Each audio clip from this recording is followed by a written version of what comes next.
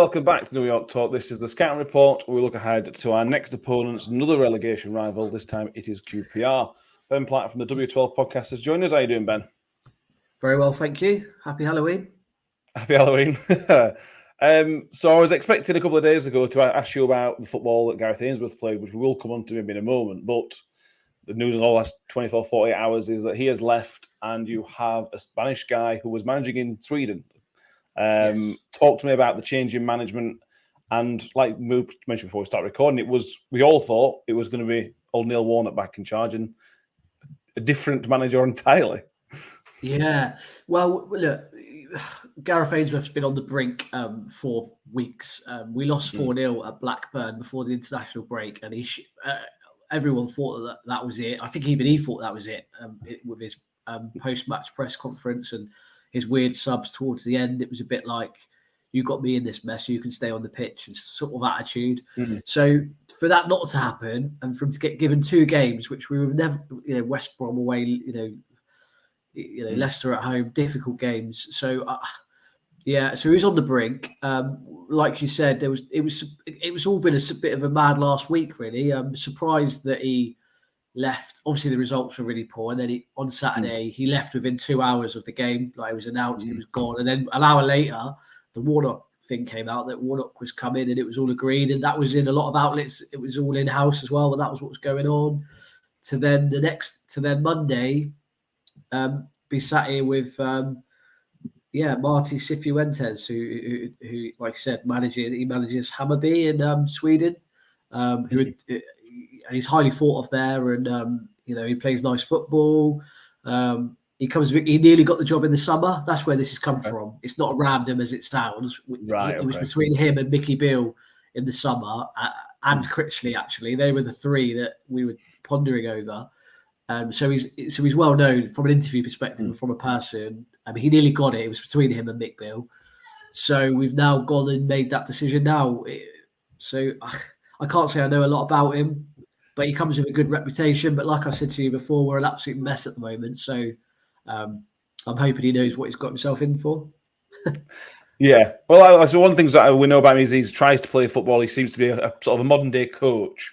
Tries to play a football type thing. That seems a bit of a departure from Gareth Ainsworths. It feels like one extreme to the other, and it's going to be a masterstroke, I suppose, or it could be a disaster because the players are not necessarily going to suit his style potentially. Well, yeah. I mean, and I'm not saying this just because we lost a lot of games, but I'm not really too sure we had a style of play under Gareth Ainsworths. We're not very high on like long balls. We're at the bottom on balls in the box. Right. We don't dribble much. We're low on XG. So I think Gareth got a bit lost towards the end. He didn't know what to do to turn it around. And the players seem to have, again, our group of players have seen through, this will be the 5th manager in about a year and a half, right? So they've seen through their fair share of managers. So it tells you a lot about the group, I think, as much as the manager. But yeah, Ainsworth completely lost it towards the end. So to your point, we didn't really have a style of play. So to have one is good, albeit it might be completely different to what the players are used to. Yeah. Just talk, I don't want to sort of depress you too much, but talk me through your issues at QPR. What is it financial issues, ownership issues? What is, and I assume this is contributing to where you are in the league as well. I assume it's all a big knock-on effect to where you are now. Yeah, so I'll try not to rattle on. So if I do, please stop me. But just to give you a bit of context, we spent quite a lot about 2-3 seasons ago. We used the easy money. We were Warburton got a 6th, 7th, and in that January we brought in Charlie Austin. We brought in a load of players. We then did really well. Went on a mad run. Nearly got the playoffs, which was like 8th or 9th. In that summer, we decided to buy these players, right? Stefan Johansson, Charlie Austin, a couple of foreign lads who we got in, Sam Field, all big money. We got in big loans, Andre Gray, amongst loads of others. Didn't work. We were terrible. Well, we did all right until the January, and then we just fell apart nearly. And then Warburton left. Then we had all of his players. Mick Beale came in, and we spent again on big loan players. We had Tyler Roberts, who was on big wages. We had Ethan Laird, like You know, I could go on. We had quite a few, Jamal Lowe, and it just never clicked, mate. We were top of the league in October, right? And you might remember, and flying. Mickey Beale got us. All these players that are playing now, we were in that team. But then since then, the last year has been one of the worst years in football history from any football club, and I mean that. I'm not just saying that because I support them. Statistically, it's been shocking. We've won 5 under Gareth Ainsworths. We won 5 in 28. Overall, we've won 6 in 39. I mean, that's incredible, right? We've won one calendar game in the year at home, which was Gareth Ainsworths' first game or one of his first games.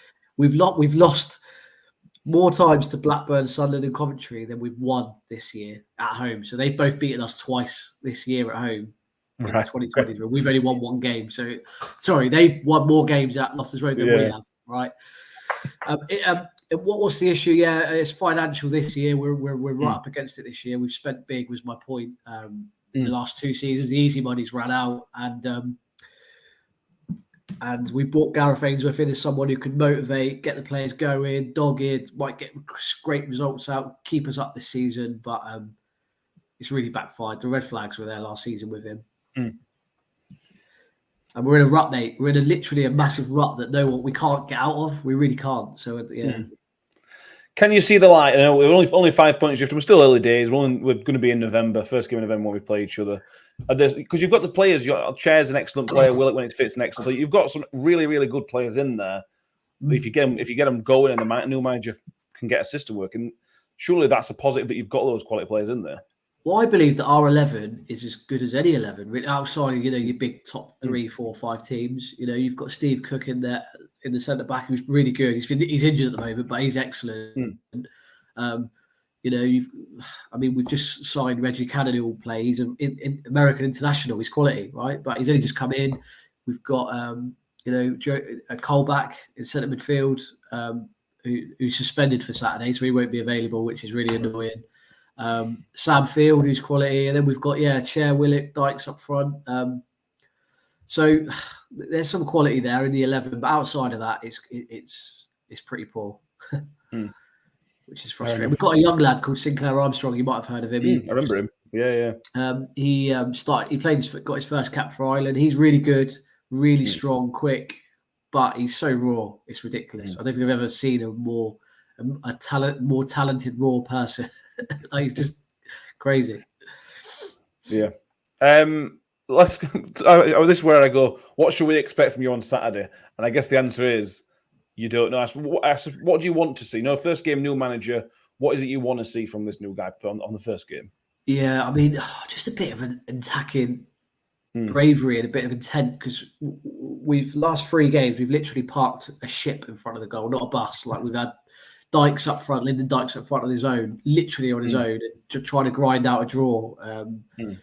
So it'd be good just to have some attacking play and seeing that again, and no more long throws. I'm just fed up with long throws, and mate, they do my head in. They never go in. I wonder what the conversion rate of them is. It's like 0.0%, I bet.